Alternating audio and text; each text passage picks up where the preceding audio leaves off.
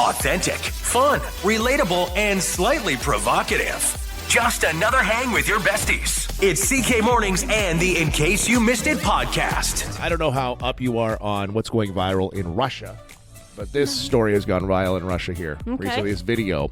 There's a guy that works in this Russian mining town, and he shared the video of his apartment, and everyone's talking about it because basically pigeons have taken over. So what happens, he's a miner, so he left to go to work 3 years ago. Left for 3 days? He left 3 years ago. Wow, that's a shift. And when he left a window open. So he's got to travel a distance, obviously. He's got to go to a mining. He's in a mining town. He's got to go further away to mine. So, being away from home isn't anything crazy. But 3 years seems extreme. Yeah, I'm never complaining about a long shift again. Oh, you got to work a double? I got to work 3 years. This guy was gone for 3 years. He returns to his apartment, and while he was gone, obviously left the window open. The birds took over. And they settled in, and they do what birds do. There's feathers, there's poop. It's a disaster. Yeah, 3 years of birds taking over? That must be a different vibe than when he left. No Roomba can keep up to that. No. Not a chance. His video, I can't even play it because he's just dropping F-bombs all over the place. Like I would too. Well, yeah. Imagine how you work a long shift at work, and our long shift is maybe 12 hours. Yeah. You get home, and you just want to relax. Imagine 3 years. He's probably driving home like, I can't wait to sit on my sofa, and walking into that. I bet you he forgets what his sofa looks like after 3 years. I couldn't even imagine. I'm more caught up on the 3 year shift that he's working. Did I leave food in that sink? Oh no, you're thinking that driving 3 years, you get home. Pigeons everywhere, and basically the renovation costs they're astronomical. He's just gonna sell the place. I was gonna say, what do you really do? Yeah, I wonder. Yeah, he must not have left the window open on purpose. But how mad would you be at yourself? One time I left my car window open overnight. Spiders everywhere. Spiders? Oh my god, has that ever happened to you? No. I left my car window open one morning. I'm driving to work. I can't even think about it because it terrifies me. But yeah, there were spiders. So many spiders in my car from leaving the window open a crack for 12 hours. I left my sunroof open once, and a bird pooped right on the Bullseye. steering wheel and the console. And they sit on a wire across my driveway. Just waiting. Yeah, so it was my fault. I worked a long shift, Elena. I was gone about 4.5 hours. 4.5 hours in a row. I was gone. Right? This guy, 3 years. Wow. I think we all have that person in our life that would forget their head if it wasn't attached, forgetful people. Mm-hmm. And I just don't understand how these people have made it through life. There is, a website called unclaimedbaggage.com. And they just put out their list of the weirdest things people lost from their luggage last year that was turned into airports. Okay? Like things that were left behind, things that go around the carousel nobody picks up. So, how any of these things just continue to be missing, and the owner just didn't track it down, okay? I know, because the second I get off that plane, I'm at that carousel. Where's my stuff? Well, and your stuff isn't this kind of stuff. This is how crazy it is, okay? So, number 10 on the list is a didgeridoo. You know that wood instrument? Oh. Big one? You would think, where's my didgeridoo? I know, and how many people are walking around with a didgeridoo? Lost, gone. Gold-plated golf clubs. A Japanese brand made a pair of gold-plated golf clubs. They're worth $60,000. The owner just never came back for it. He's rich. Full beekeeping outfit. You would think you'd be like, where's my beekeeping outfit? Yeah. Gone. A matching pair of samurai swords. Yeah, I don't know. Who's traveling with samurai swords and then can't find them and then just goes, oh, well, I guess it's just gone forever. Like a 1 ounce gold bar worth a couple $1,000.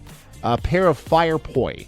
Those are ropes with balls on the end that dancers use. You need, you an all-inclusive, and they got those balls with the fire. Okay. Yeah. You think if you're a fire dancer, you're like, I need my rope poi fire things. Gone. A meteorite. Number 4 on the list. How'd that work? They just couldn't find it. They say it fell to the earth. They believe it was a 1576 meteorite. They can't find it. Oh. Well, the owner can't find it. It turned up.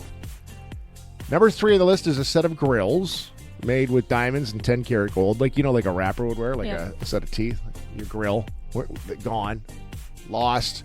Number 2 on the list is a bionic knee. Oh, I think you would need that. You'd be stumbling around. Yeah, you'd be like, where's that knee? Where's that thing I missed? Oh, that's right. A knee. I lost it.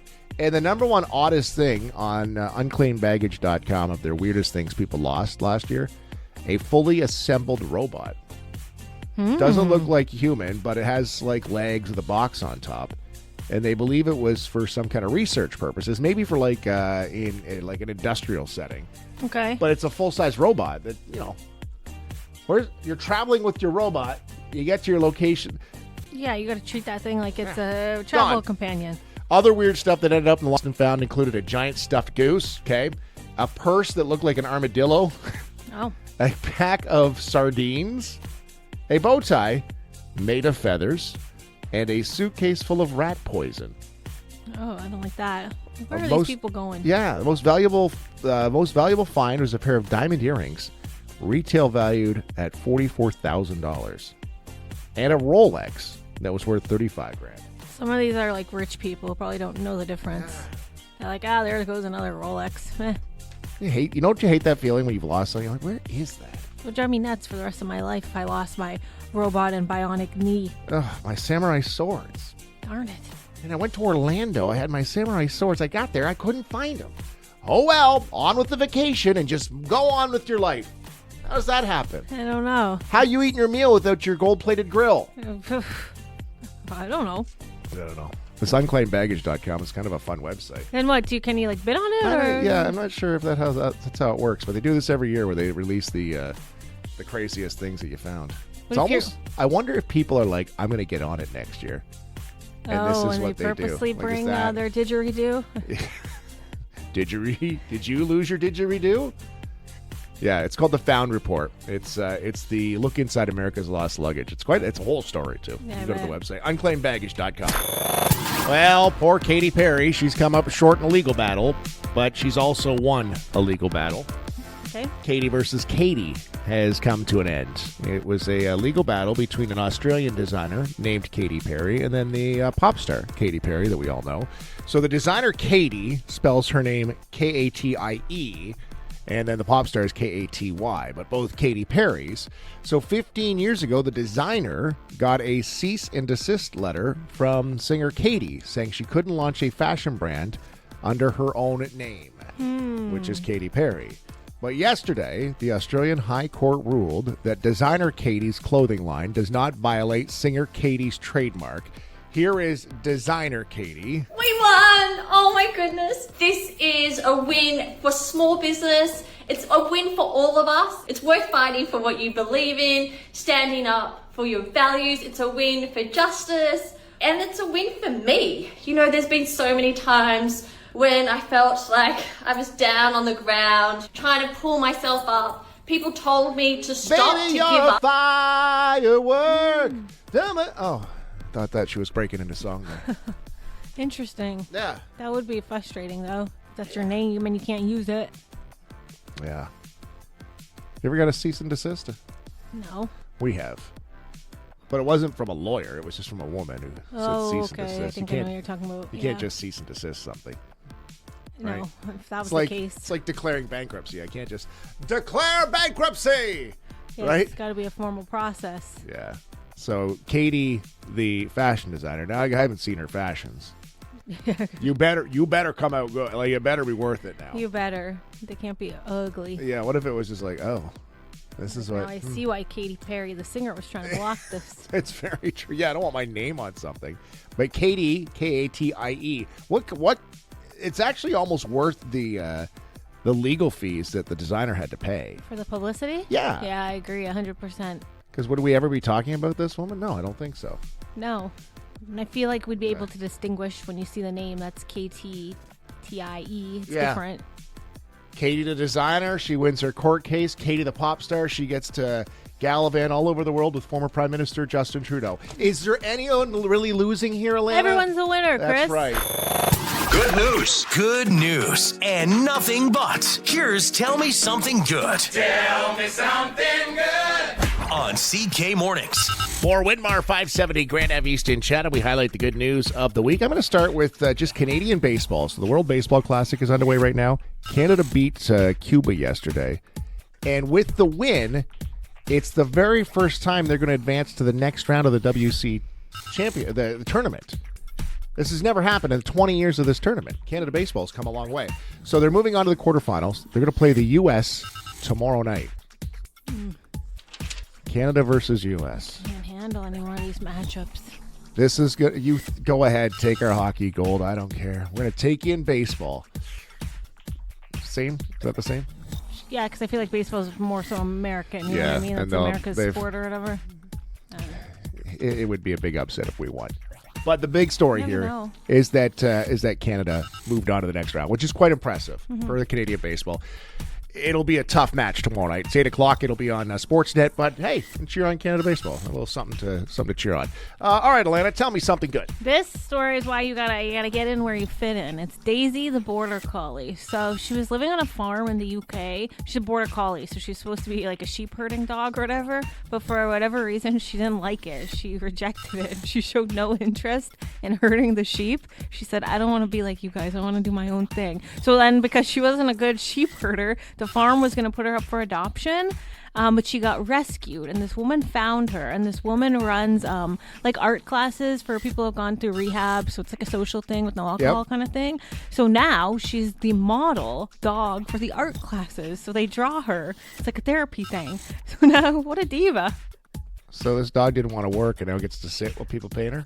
She's got to figure it out. She's like, why am I herding sheep, running around like a fool? Now I can model, and now everyone's happy. All right, my last story here today on Tell Me Something Good comes from the hockey world. I'm focusing on the sports today, but this one is wild because it was last month where a video got sent out from Rhode Island where somebody opened fire at a hockey game. It was a seniors' day game for all the seniors to celebrate at this high school. And somebody opened fire. And a couple people were killed. The shooter actually took the gun and put it on himself. So this team, Blackstone Valley, now goes into the championship. And last night, the senior, Colin Dorgan, scored on a breakaway in double overtime to move on and win the championship. That was his family. It was his brother and his father that were shot. Oh. Yeah. And his grandfather, too, that were involved in that. So what Hollywood ending was that? He goes through this horrible tragedy. Scariest video you've seen with somebody firing a gun at an arena. It turns out the kid whose family was involved, it was his father that was the shooter, ends up scoring the double overtime goal. You should see this kid after the game. I was going to say, it must have been emotional. Isn't that a wild, kind of like twisty end of the story? For sure. And they win the championship. He's a senior. They had to post, like there's been obviously massive problems at the school. It's been a tough month. For them to win the championship, what a deal. And for that kid to score the goal, wow. Yeah, that's a Hollywood movie right there. What a story. Tell Me Something Good is brought to you by Winmar, 570 Grand Ave East in Chatham. She's been a week, just another typical week on social media, where you get digging around the comments section and you're like, wow, there's a lot of special people out there that just feel that their comments need to be read.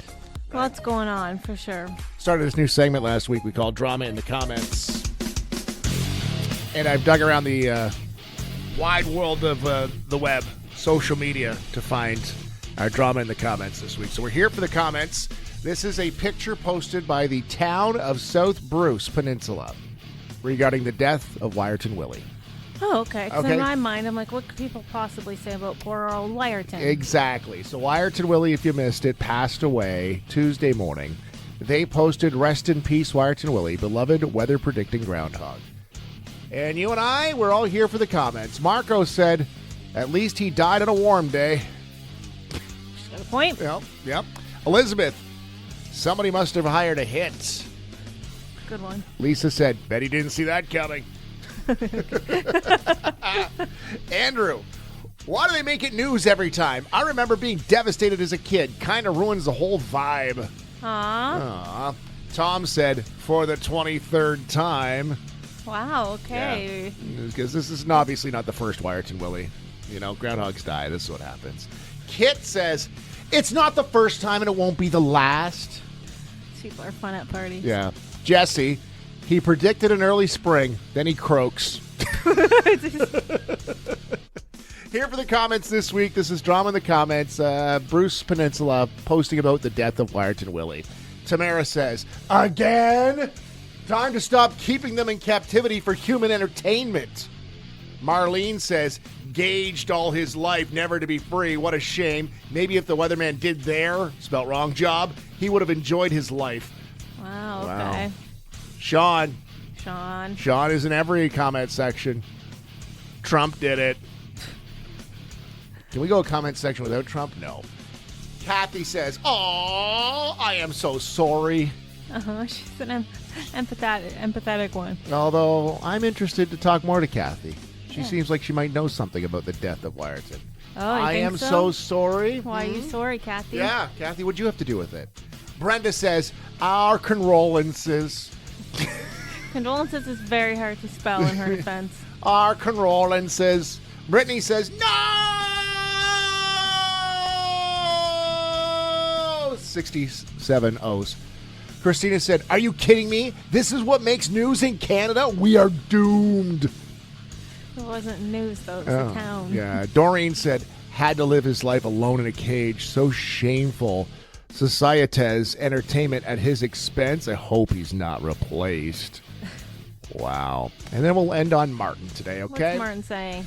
Here for the comments. Wyerton Willie passed away. Martin said, is he Stu yet? Ooh.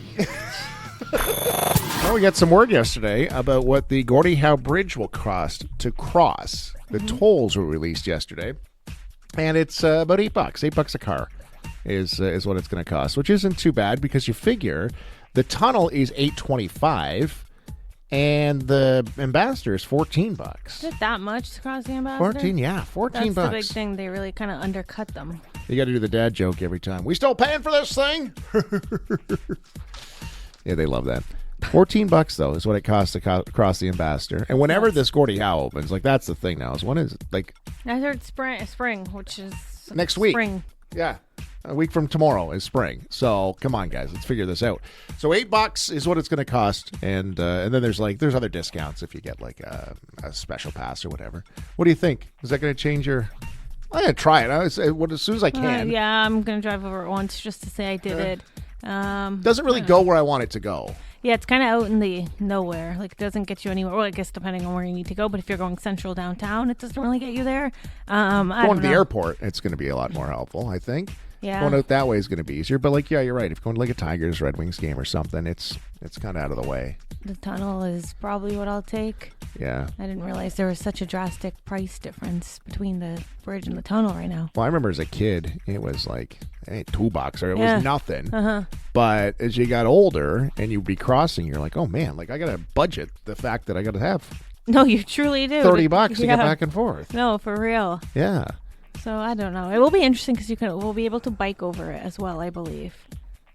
What? Are you ever going to bike over the? I think Gordie once. Wouldn't that be cool? Sunrise bike. Have you seen Get it? to pay to bike. Like, have you seen the steep climb? I'm like, I couldn't climb that thing. Have you seen me? In shape as can be. I can bike over that thing, no problem.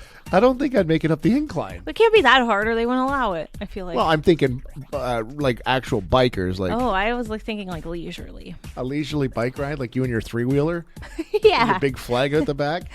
I don't know if you're going to make it. Well, see what some other people do and then I'll decide. Yeah, that's one of the big features of the Gordie Howe Bridge is that you can bike over it. But then the problem is, where are you biking to? In the middle of nowhere? Airport. Getting the heck out of Dodge. So we'll see. I don't know. So they've announced it. We don't have a date. It's another one of these things since now it's political and when that's going to happen. But yeah, it'll be interesting to see. Like, is there going to be a lot of people just driving over it just to do it and then turning back around? Because I kind of want to do that for $16. It's like a ride. It's worth it.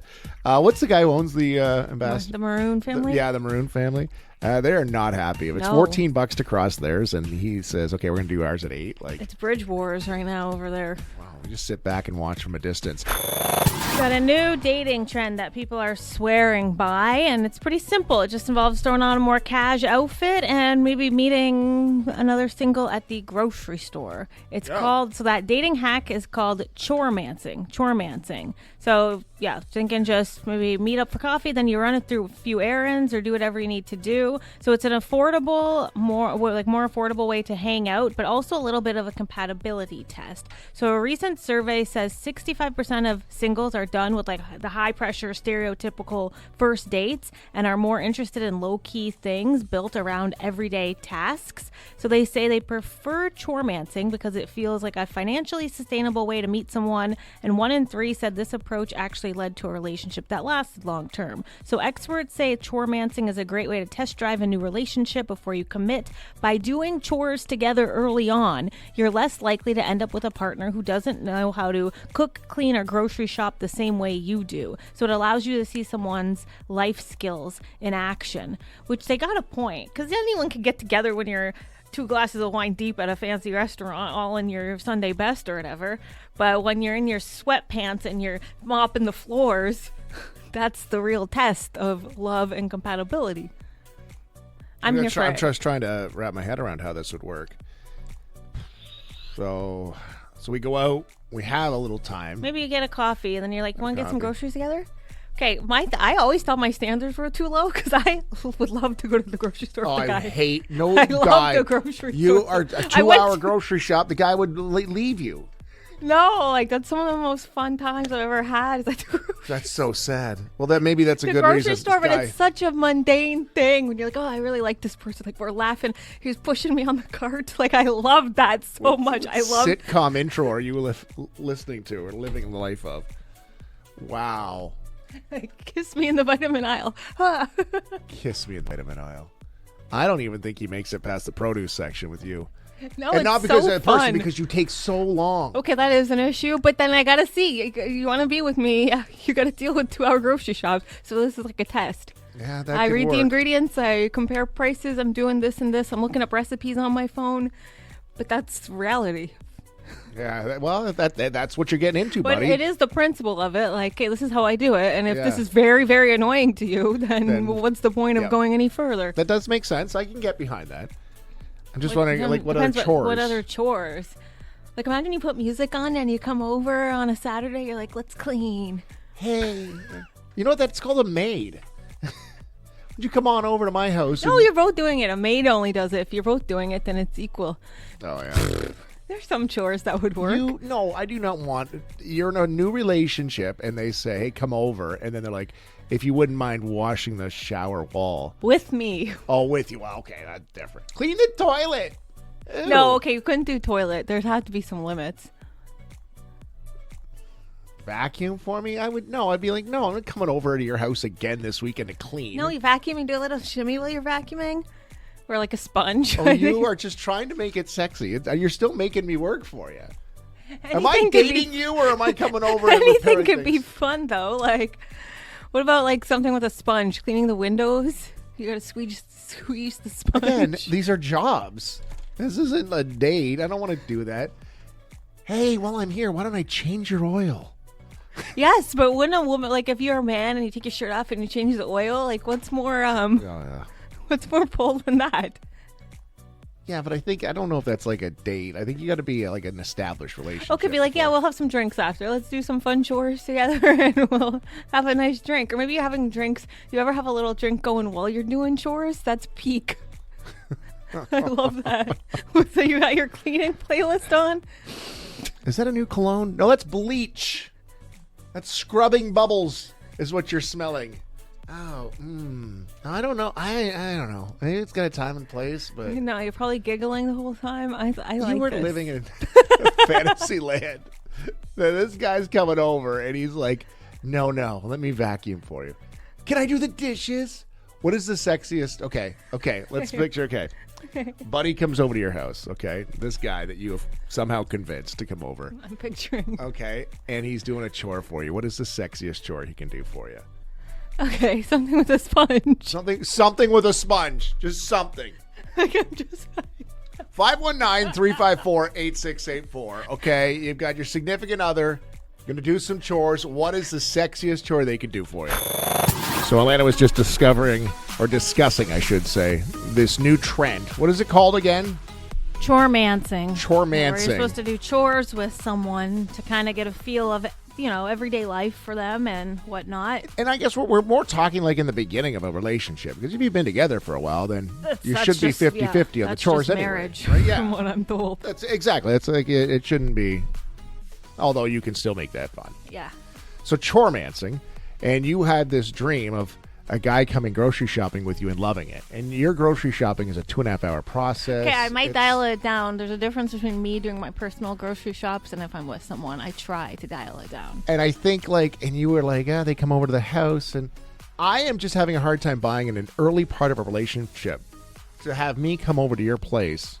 And now I'm doing chores. Maybe I wake up on a Saturday morning, I do the chores at my place. Now I got to go to your place and do chores? No, you're doing chores together, though. You're making it sound like I'm calling a guy over and be like, hey, come fix my vacuum. No, I'm saying we're doing it together. It's a fun day. Yeah, but it's still work.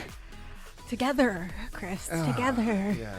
That doesn't make it good. So we asked, if there was a chore out there that you found sexy or you could make sexy, what would it be? 519-354-8684. Danielle says this whole thing reminds me of when my childhood friend used to have me come over to clean her room, and then it was time for me to leave once I was done. She says, come to think of it, though, I did go on a date with a guy a few times, and he offered to change a headlight on my car for me. Shelly says wash or paint the walls. Nicole says, Alana, you are not selling it, but I feel this to my core. And these guys do exist because I have one. They have a good sense of humor and can make any chore fun. The sexiest one is one you don't have to ask to be completed. You see? I'm not arguing that. I think what she's saying is she's got a guy. She's been with this guy. I'm thinking in an early part in a relationship, if you're like, hey, let's hang out Saturday. I'm like, okay, let's hang out. And you're like, yeah, we'll wash the toilet. And it's like, oh, well, okay, that's not fun. I still think like right now, you and your partner, you can have a great weekend and you're making the chores fun. I'm saying in the early part of a relationship. I think you're hard to sell. I think too, though, it depends on your age. Like, baby, I'm 35. Like, this is my weekend. I'm cleaning. We gotta skip to it. You know what I mean? I can buy into that though too, because this is what's life is. Yeah, if I'm 20, I'm out having fun and living the life. I'm not going on a date with a 20-year-old and saying like, let's vacuum. I think it's a hard sell. I'm not one way or the other on this, because I think it's a hard sell for a new relationship, but I think it's a good thing to see what real life is like with somebody. Yeah, like that's almost like a litmus test for me. Like, can we have fun at the grocery store? If not, get out of my way. I got groceries to get. John says, turn on the TV, make me lunch, and then leave for the day. How's that going for you, John? He said working? I should try to get the Tinder swindler to find someone to come over to just do my floors. Yeah, see, if you're on the Tinder and you're like, hey, I need someone to clean my floors. Come squeeze the sponge. Sponge. And I don't think you'll have a problem with that. Big bucket. That big, you know what I'm talking about? Okay, stop. That big yellow sponge. The big janitor bucket with the big squeeze out? I like that big yellow sponge. You were really stuck on that, aren't you? Hey, janitors, text us now. Alana is looking for a date this weekend, and bring your mom. What's that saying when things leave the group chat? When it made it out of the group chat. Yeah, it made it out of the group chat. Yeah. So we've been talking about this a couple times with our Pet of the Week. We do it every Monday morning at like 6:50. We were talking to Miriam from the Pet and Wildlife Rescue, and we said if you ever need help naming one of your animals up for adoption, come to us. We've got the greatest listeners in the world, and they can come up with some great names. So they have. We've got a dog that's up for adoption, a 1-year-old female boxer that is up for adoption, and she needs a home, but first of all, she needs a name. Yep. So that's what we're asking you to give some name suggestions. So we just posted it on our Facebook. You can leave the comments. They're already starting to roll in. Don't be afraid to be a little crazy and creative, because Miriam has said that really helps with adoption if they have a really eye-catching name. But we're getting some great suggestions so far. Jill says Gladys. Tracy says Winnie. I see a Daisy on there, and Athena, a Hooch. Yeah, good. And there's no right, there's no wrong. But let's give her a good name. She needs a home, and she needs a name. Let's help her out. And then we have a cat that we can do too, so we'll do the cat next week. Yeah, I'm excited for the cat one. This is fun. Let's focus, okay? So let's focus. And then Monday, so we'll give it a couple days. We'll let this cook a couple days here. You think it over. And then Monday, we'll present our name to the Pet and Wildlife Rescue, and then that'll be up for adoption, or she will be up for adoption, looking for a home. And how cool. You'll have the winning name of the pet Look at those eyes. Look at those. Look at those eyes. She is a very stunning dog. Bubbles. Yeah, I could see that. I'm gonna go. Okay, that's my early thought. Okay, so just go online, social media, 94.3 CKSY. We need a name for this female boxer that is up for adoption or will be up for adoption at the Pet and Wildlife Rescue. Okay, I love it. It's fun. what are you liking so far? Okay, I like them all. Cheryl says Sasha because she says she sees them walking her and she walks with a little sass. Oh. It's like Sasha. A little sassy. Sashay, yeah. I like it. All right, go online, social media, and give us a name. What do you think we should name this dog? Have you seen the new emojis? The new batch of emojis coming to iPhones? Okay. Have you seen these? I have been. I wasn't sure if these were going to be talked about or I can't keep up. Well, New so emojis. yeah, Let's see. it'll be out with the new update for Apple's iOS, which I'm not sure we have a date on that yet. Ooh. So one of them's going viral already. The new designs. I'm going to back you up, okay? So Unicode is this group that comes up with, okay, we're going to make these emojis. These are the new emojis. And then they have to go out to, like, Android and Apple. Yeah. And, like, even, like, Twitter. And like, they all have, how are we going to adapt those emojis? Uh-huh. Because we all have to be on the same page. Because if you're on an Android and you send me this emoji. We can't have that. To another source, we all got to be on the same page. But then... Okay, so those are the steps, okay? So the new designs are based on their latest emoji standards, and the Apple version includes a few interesting additions, like a trombone. I can't tell you the amount of times I wish there was a trombone emoji. A treasure chest, an orca, a landslide, and a hairy creature. It looks like a Bigfoot. Okay, yep. But the emoji that's getting the most attention online right now is the distorted face. I see him. It's a wide-eyed, slightly awkward-looking face, and people on social media are already calling it the best new emoji of the bunch. I like that emoji. I feel like we've already had that emoji somewhere. Like, don't we have something We very have similar? one that's like a little wide-eye. This guy's super wide-eyed. Oh, You can't believe what you just texted him. That's like, it's going to be like, oh, wow. Wow. Like, I'm shocked. Like, I'm so speechless. My Okay. eyes are wide and I'm distorted. I like the ballerina. I didn't know there was a ballerina. I didn't see the ballerina There's yet. a ballerina girl. I like her. Isn't that already a thing? There's a dancer and there's like twin ballerinas, but there's no single ballerina, oh, well, Chris. Jeez. Many say this distorted face captures those moments when you don't know what to say, and they expect it'll be used a lot in situations it probably wasn't designated for, designed for. I feel like emojis just become like innuendos for different things. You know what I'm saying? Yeah, like that little smirky winking. What's that mean? Oh, I like love if I said the that little... to like the wrong person, right? Like it's a little spicy. Just looking at my most used recently ones. I like the eye roll emoji. Yeah, I think this will go in my repertoire. Who are you sending these to? Because you never reply to my text. I don't know. Like, what? Who's getting a text from you? I'll just send you wide-eyed distorted. That's all I'm gonna get. Wow. I'll just respond with my Bigfoot emoji. Thanks, Alana. Subscribe to the CK Mornings in case you missed it podcast and never miss an episode. Plus, drop us a rating and a comment too. Listen live weekday mornings at 94.3 CKSY.com.